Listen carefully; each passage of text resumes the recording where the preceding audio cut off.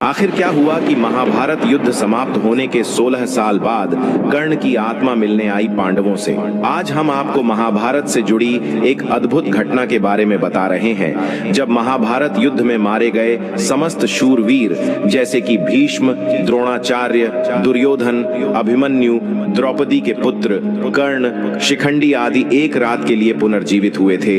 यह घटना महाभारत युद्ध खत्म होने के 16 साल बाद घटित हुई थी। दोस्तों, युद्ध में एक ओर कृष्ण थे तो दूसरी ओर कर्ण दुर्योधन के तो कृष्ण अर्जुन के दोस्त थे। यदि युद्ध में कर्ण को असहाय स्थिति में देखकर नहीं मारा जाता तो अर्जुन की क्षमता नहीं थी कि वे कर्ण को मार देते। कृष्ण की नीति के तहत ही कर्ण का विवाह द्रौपदी से होने से रोक दिया।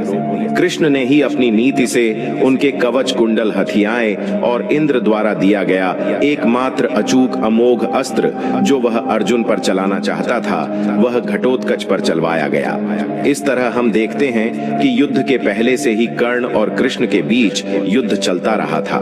वो कृष्ण ही थे जिन्होंने ऐन वक्त पर नीति के तहत ही कर्ण को यह बताया था कि कुंती तुम्हारी मां है। लेकिन युधिष्ठिर और अर्जुन को इस बात का झांक नहीं था कि कर्ण हमारा बड़ा भाई है। यदि युधिष्ठिर को यह पता चलता कि कर्ण मेरा बड़ा भाई है तो वह राजपाट की लड़ाई नहीं लड़ते, बल्कि कर्ण को ही राजा बनाने की लड़ाई लड़ते। दोस्तों, राजा बनने के पश्चात हस्तिनापुर में युधिष्ठिर धर्म व न्याय पूर्वक शासन करने लगे। युधिष्ठिर प्रतिदिन धृतराष्ट्र व गांधारी का आशीर्वाद लेने के बाद ही अन्य काम करते थे। इस प्रकार अर्जुन, नकुल, सहदेव, द्रौपदी आदि भी सदैव धृतराष्ट्र व गांधारी की सेवा में लगे रहते थे। लेकिन भीम के मन में धृतराष्ट्र के प्रति हमेशा द्वेष भाव ही रहता। भीम धृतराष्ट्र के सामने कभी ऐसी बातें भी कह देते जो कहने योग्य नहीं होती थी। इस प्रकार धृतराष्ट्र गांधारी को पांडवों के साथ रहते रहते 15 साल गुजर गए। एक दिन भीम ने धृतराष्ट्र व गांधारी के सामने कुछ ऐसी बातें कह दी जिसे सुनकर उनके मन में बहुत शोक हुआ। तब धृतराष्ट्र ने सोचा कि पांडवों के आश्रय में रहते अब बहुत समय हो चुका है, इसलिए अब हमारा वन में रहना ही उचित है। गांधारी ने भी धृतराष्ट्र के साथ वन जाने में सहमति दे दी। धृतराष्ट्र व गांधारी के साथ विदुर व संजय ने वन जाने का निर्णय लिया। वन जाने का विचार कर धृतराष्ट्र ने युधिष्ठिर को बुलाया और उनके सामने पूरी बात कह दी।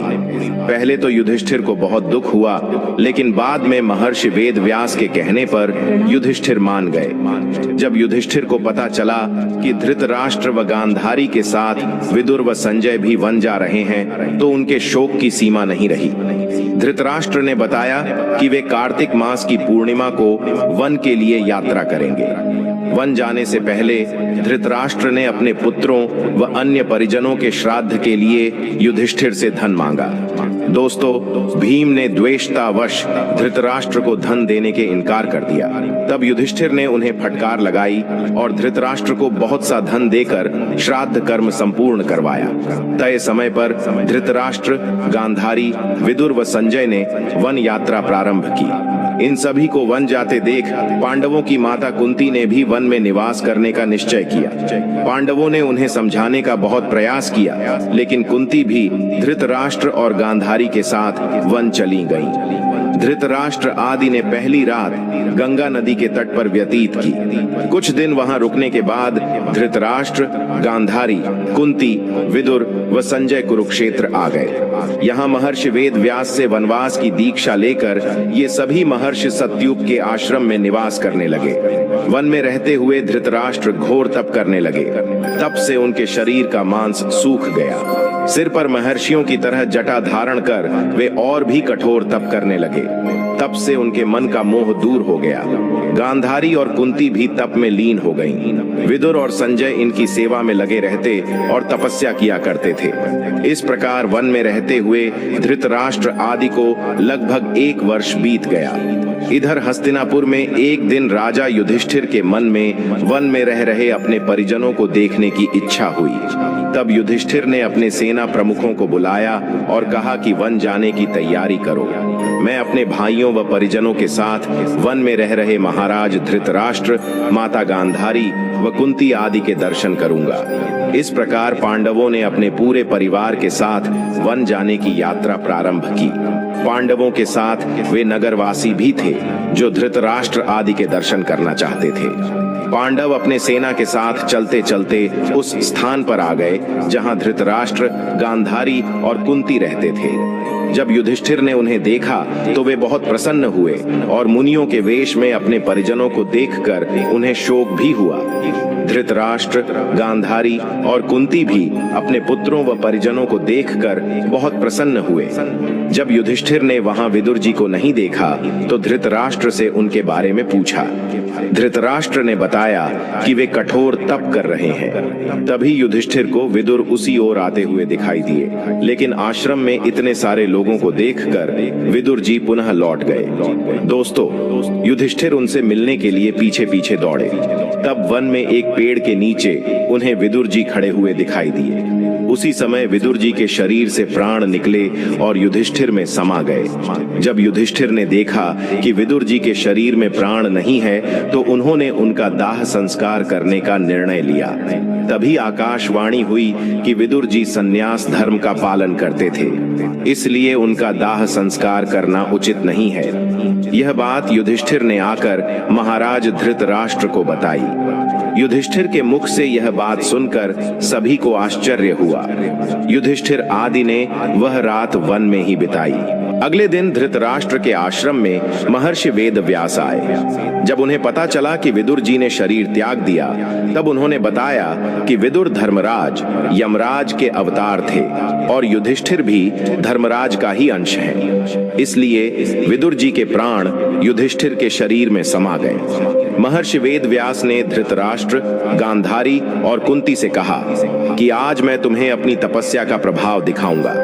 तुम्हारी जो इच्छा हो वह मांग लो। तब धृतराष्ट्र व गांधारी ने युद्ध में मृत अपने पुत्रों तथा कुंती ने कर्ण को देखने की इच्छा प्रकट की। द्रौपदी आदि ने कहा कि वह भी अपने परिजनों को देखना चाहते हैं। महर्षि वेदव्यास ने कहा कि ऐसा ही होगा। युद्ध में मारे गए जितने भी वीर हैं, उन्हें आज रात तुम सभी देख पाओगे। ऐसा कहकर महर्षि वेदव्यास ने सभी को गंगा तट पर चलने के लिए कहा। महर्षि वेदव्यास के कहने पर सभी गंगा तट पर एकत्रित हो गए और रात होने का इंतजार करने लगे। रात होने पर महर्षि वेदव्यास ने गंगा नदी में प्रवेश किया और पांडव व कौरव पक्ष के सभी मृत योद्धाओं का आवाहन किया। थोड़ी ही देर में भीष्म, द्रोणाचार्य, कर्ण, दुर्योधन, दुशासन, अभिमन्यु, धृतराष्ट्र के सभी पुत्र, घटोत्कच, द्रौपदी के 5 पुत्र, राजा द्रुपद, धृष्टद्युम्न, शकुनी, शिखंडी आदि वीर जल से बाहर निकल आए। उन सभी के मन में किसी भी प्रकार का अहंकार व क्रोध नहीं था। महर्षि वेदव्यास ने धृतराष्ट्र व गांधारी को दिव्य नेत्र प्रदान किए। अपने मृत परिजनों को देख सभी के मन में हर्ष छा गया। सारी रात अपने मृत परिजनों के साथ बिताकर सभी के मन में संतोष हुआ। अपने मृत पुत्रों, भाइयों, पतियों व अन्य संबंधियों से मिलकर सभी का संताप दूर हो गया। तब महर्षि वेदव्यास ने वहां उपस्थित विधवा स्त्रियों से कहा कि जो भी अपने पति के साथ जाना चाहती हैं, वे सभी गंगा नदी में डुबकी लगाएं। महर्षि वेदव्यास के कहने पर अपने पति से प्रेम करने वाली स्त्रियां गंगा में डुबकी लगाने लगीं और शरीर छोड़कर पतिलोक में चली गईं। इस प्रकार वह अद्भुत रात समाप्त हुई। इस प्रकार अपने मृत परिजनों से मिलकर धृतराष्ट्र, गांधारी, कुंती व पांडव बहुत प्रसन्न हुए। लगभग 1 महीना वन में रहने के बाद युधिष्ठिर आदि पुण्य हस्तिनापुर लौट आए। इस घटना के करीब 2 वर्ष बाद एक दिन देवर्षि नारद युधिष्ठिर के पास आए। युधिष्ठिर ने उनका स्वागत किया। जब देवर्षि नारद ने उन्हें बताया कि वे गंगा नदी के आसपास के तीर्थों के दर्शन करते हुए आए हैं, तो युधिष्ठिर ने उनसे धृतराष्ट्र, गांधारी व माता कुंती के बारे में पूछा। तब देवर्षि नारद ने उन्हें बताया कि तुम्हारे वन से लौटने के बाद धृतराष्ट्र आदि हरिद्वार चले गए। वहां भी उन्होंने घोर तपस्या की। एक दिन जब वे गंगा स्नान कर आश्रम आ रहे थे, तभी वन में भयंकर आग लग गई। दुर्बलता के कारण धृतराष्ट्र, गांधारी व कुंती भागने में असमर्थ थे, इसलिए उन्होंने उसी अग्नि में प्राण त्यागने का विचार किया और वहीं एकाग्रचित्त होकर बैठ गए। इस प्रकार धृतराष्ट्र, गांधारी व कुंती ने अपने प्राणों का त्याग कर दिया। संजय ने ये बात तपस्वियों को बताई और वे स्वयं हिमालय पर तपस्या करने चले गए। धृतराष्ट्र, गांधारी व कुंती की मृत्यु का समाचार जब महल में फैला तो हाहाकार मच गया।